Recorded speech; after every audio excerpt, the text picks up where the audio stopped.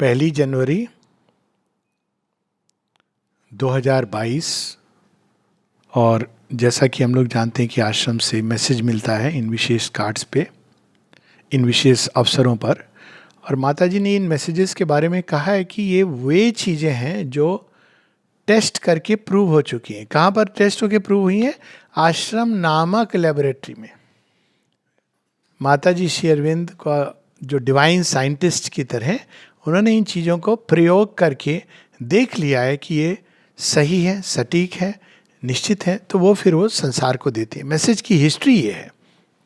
अब वो बात अलग है कि अब अलग अलग लोग मैसेजेस देते हैं, लेकिन फिर भी उसका इतिहास ये है। दूसरा, 1 जनवरी को माता जी, उनकी एक प्रार्थना है 29 दिसंबर 1913 में, जहाँ वो बताती हैं it is a collective convention. अक्सर लोग इस पर भी झगड़ा करते हैं कि नहीं, हमारा न्यू ईयर तो अब है। सही बात है, न्यू ईयर एक्चुअली क्या मतलब है इसका? क्योंकि पृथ्वी सूर्य की एक परिक्रमा पूरी करती है। अब वो परिक्रमा कहाँ से आप प्रारंभ देख रहे हो, उस हिसाब से वो पूरी होती है। तो कोई स्प्रिंग के समय समझता है, कोई लोहड़ी के साथ जहाँ पर वो सूर्य का धूप थोड़ी तेज होने लगती है, और कुछ लोग हार्वेस्ट के साथ करते हैं। 1 जनवरी अगर हम देखें तो वो जुड़ी हुई है 25 दिसंबर जुड़ा हुआ है 22 दिसंबर से। यानी जब सूर्य देवता उत्तरायण में प्रवेश करते हैं, जब वो बढ़ना शुरू होते हैं 22 दिसंबर से, तो 25 दिसंबर को बड़ा दिन के नाम से मनाया जाता था, because day starts getting longer. बाद में क्रिश्चियनिटी ने इसको अपने अंदर लेकर के वो सारा पेगन गॉड्स को हटा दिया, वो एक दूसरी कहानी है। लेकिन मुख्य चीज़ ये है कि वो बढ़ते बढ़ते वो थोड़ा सा 8-10 दिन बाद, इसलिए क्रिसमस के समय एक्सचेंजिंग गिफ्ट्स, क्योंकि नॉर्थ पोल पे लोग होते थे, तो उनको जब सूर्य निकलना शुरू होता था 2-4 महीने के बाद, तो होता है ना, आप एक दूसरे के घर में जाओ, गिफ्ट्स लेके जाओ। सेंटा भी ऐसे बनते हैं जो इतने मोटे मोटे कपड़े पहने हुए हैं, सेंटा क्लॉज हम यहाँ बनाते हैं ऐसे। अब यहाँ की गर्मी में तो लोग सेंटा क्लॉज बेचारे ऐसे नहीं आएंगे, क्योंकि उनको प्रॉब्लम हो जाएगी।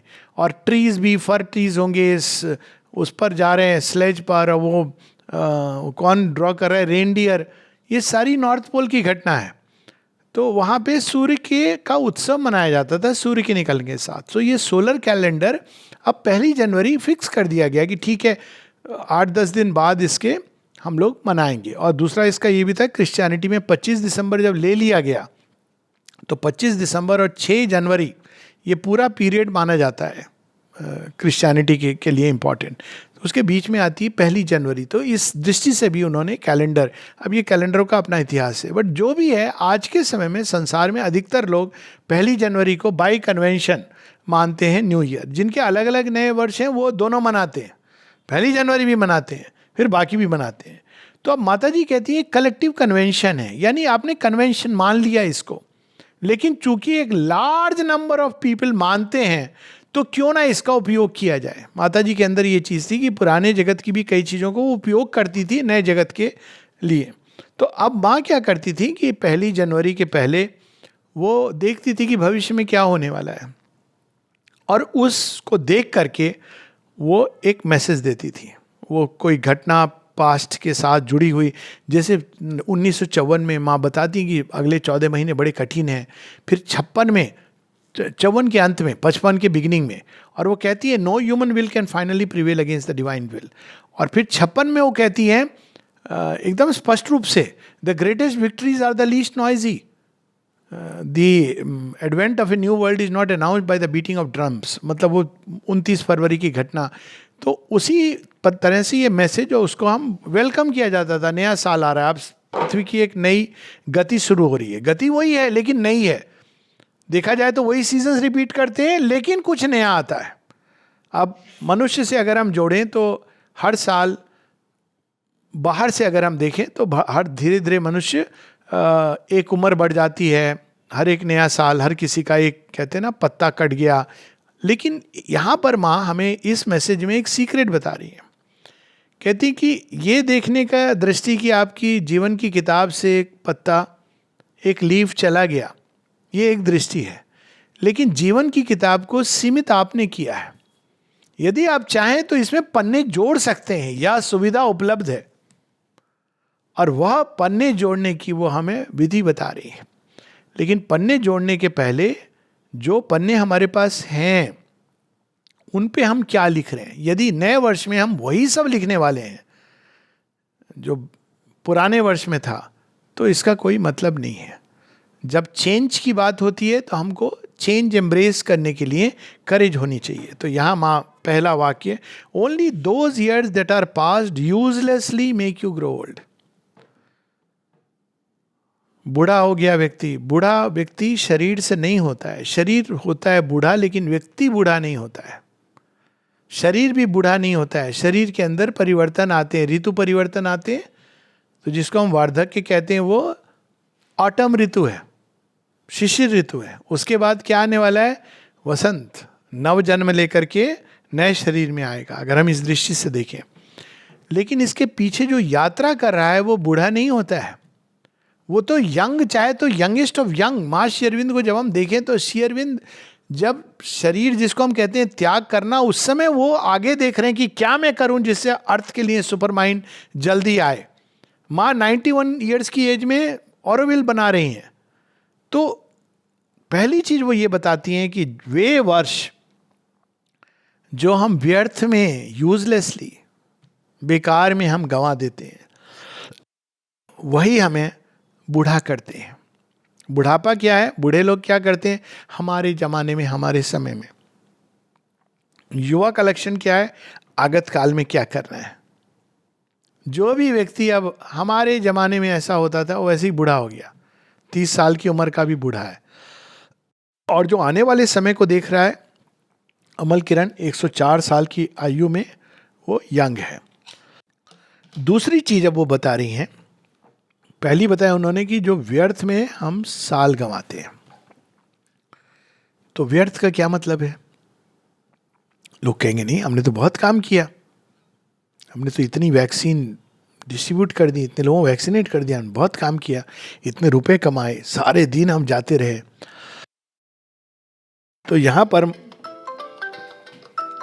बता रही हैं मां, a year spent uselessly is a year during which no progress has been accomplished. प्रगति नहीं हुई। प्रगति ढेर इकट्ठा करने को नहीं कहते हैं।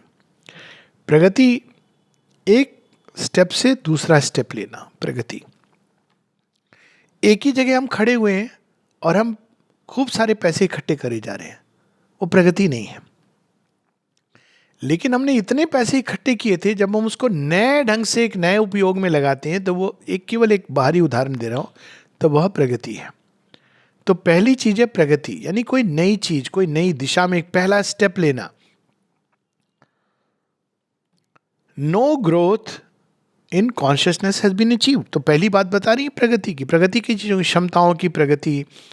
कोई एक नई चीज का हम रिजोल्यूशन लेते हैं। जुगलदा थे, जुगलदा सारी श्री अरविंद की बुक्स, माता जी की भी श्री अरविंद की बुक्स उनको मुखस्थ थी, पेज नंबर के साथ।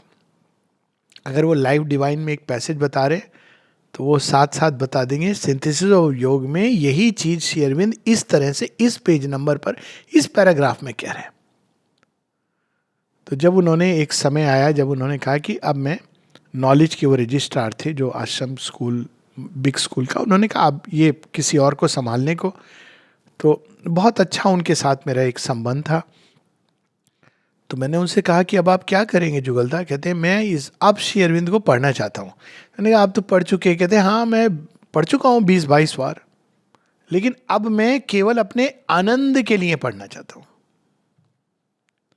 2 साल, ऐसे उन्होंने शब्द सामने, 2 years। ठीक 2 वर्ष बाद टेबल पर श्री अरविंद की पुस्तक सामने थी और वो अचानक ही लीव्स द बॉडी।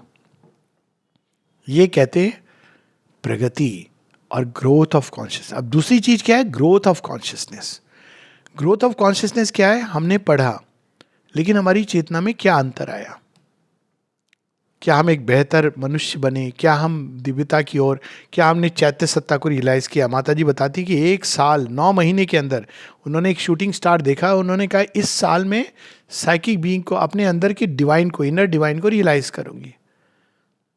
उन्होंने रियलाइज किया, लेकिन उसमें एक निष्ठा चाहिए, ऐसे नहीं, ये विशफुल थिंकिंग नहीं है।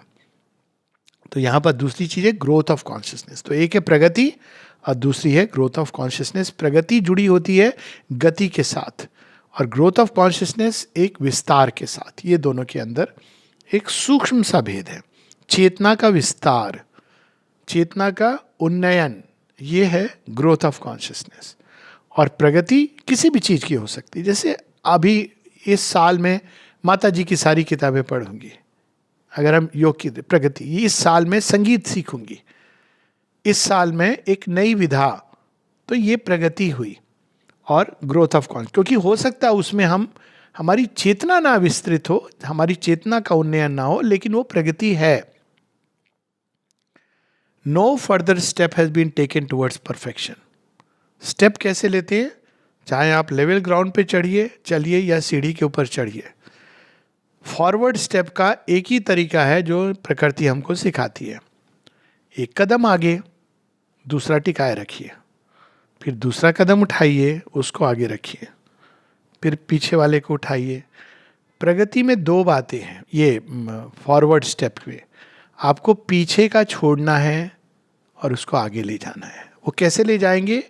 यदि हम पीछे जो छोड़ना है उसको केवल पकड़े इसलिए नहीं है क्योंकि वो हम पकड़े थे, किंतु उसके मूल सत्य को पकड़ना है, तब हम आगे बढ़ते रहेंगे। कितनी ऐसी ट्रेडिशन है जिसको हम लोग कब से पकड़े हुए हैं, जिनका औचित्य समाप्त हो गया, लेकिन हम पकड़े हुए हैं। क्यों? क्योंकि हमने उसके मूल को नहीं जाना, और हम उस चरण को यहाँ रखे हुए हैं तो हम आगे नहीं बढ़ते हैं टुवर्ड्स परफेक्शन।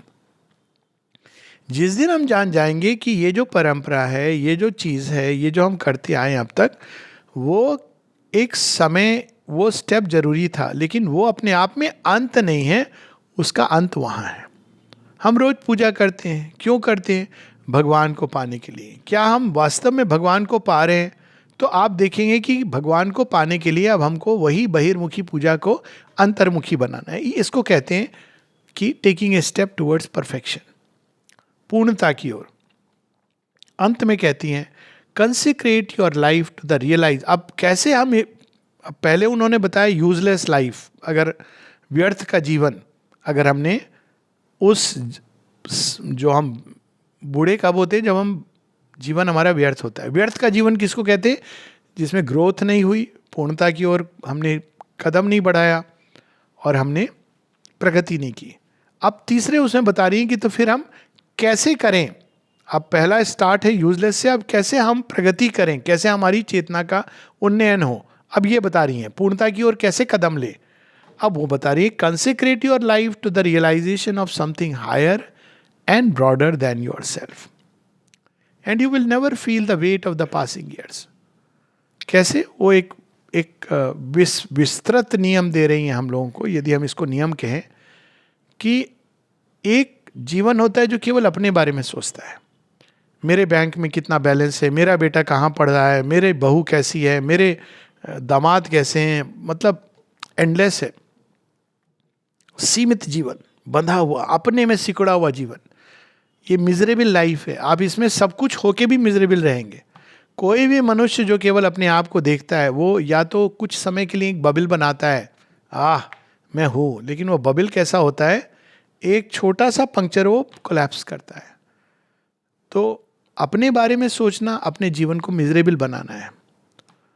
लेकिन उसकी जगह हम अगर इस भाव से भरे रहें कि हम कोई उच्चतर लक्ष्य, कोई महत लक्ष्य, कोई विशाल लक्ष्य अगर अपने सामने रखें, तो अपने आप हमारी प्रगति और पूर्णता की ओर हम बढ़ते रहेंगे। श्री अरविंद की सावित्री में पंक्तियां हैं, O force compelled fate driven earth born race, O petty adventurers in an infinite world and prisoners of a dwarf humanity, how long will you tread the circling tracks of mind around your little self and petty things? But not for a changeless littleness where you meant, not for vain repetition where you built.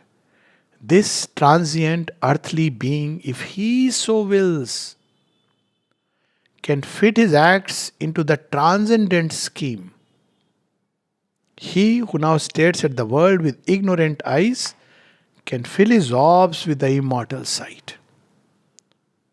तो माता जी इसको दूसरे ढंग से लिखती हैं, nameless life is always a miserable life. All of you must have a name, but do not forget that the quality of your life will depend upon the quality of your aim. तो यहाँ पे अंत में उसी बात को सुंदर ढंग से, consecrate your life to the realisation of something higher and broader. Consecrate तो होगी जीवन, अहंकार की वेदी पर होगी, आप पूरे जीवन लोगों को संतुष्ट करने में लग जाएंगे, अंत में आपकी साड़ी का दाग दिखाई दे जाएगा, नहीं भी होगा तो कोई लगा के देखो। तो उसकी जगह कंसेक्रेट योर लाइफ। और सबसे बड़ा ब्रॉडेस्ट एम क्या है? ईश्वर। To find the divine, to live for the divine, to be the divine. Consecrate your life to the realization of something higher and broader than yourself. भगवान की सेवा करना, higher and broader. And you will never feel the weight of the passing years. फिर जब आप बढ़ते रहोगे तो सदैव चिर यौवन आपके अंदर अपने आप ब्लॉसम करता रहेगा, क्योंकि हमेशा आपके सामने एक लक्ष्य रहेगा, कोई दिशा। होता है ना, 40 के बाद लोग बड़े व्याकुल हो जाते हैं, बच्चे बड़े हो गए, चले गए, अब वो लक्ष्यहीन हो जाते हैं। तो कुछ होते प्रमोशन, पदवी मिल गई, कुछ देर के लिए मजा आता है, फिर उसके बाद लक्ष्यहीन हो जाते हैं। फिर सबसे बड़ी जो बुर्जुआ मेंटालिटी वो होती है, अब हम रिटायर हो गए, अब हम क्या करेंगे, अपने बच्चों को समझाएंगे। बच्चे कहते हैं हो गया, आप खाट पे बैठ के खांसते रहो। ओल्ड एज, फिर वो कहते हैं हमारे बच्चे मानते नहीं, ओल्ड एज होम। आपने तो ये अपने को बूढ़ा बूढ़ा बूढ़ा, बूढ़ा कौन होता है? आपने अपने जीवन को लक्ष्यहीन रखा या बड़ा सीमित लक्ष्य रखा, बस शादी ब्याह, जॉब, नौकरी चाकरी, बच्चे, बस दैट्स इट। वह जीवन मिजरेबल जीवन है और उसमें व्यक्ति बूढ़ा हो जाता है। और जो ये चाहता है कि मैं कुछ नया, कुछ सीखूं, मैं मिला हूं ऐसे लोगों से। 70 में माता जी 70 में फिर से टेनिस खेलना शुरू करती है, after a gap of 30 years. कुछ नहीं, चलो संगीत सीखने की इच्छा थी, अभी मेरे पास समय है, सीखता हूं। अरे मैंने ये पढ़ी नहीं, ये किताब पढ़ता हूं, कोई नई चीज करता हूं। तो तब हम सदा चिर युवा रहेंगे। नमस्ते, हैप्पी न्यू ईयर, शुभ नव वर्ष, बोनानी।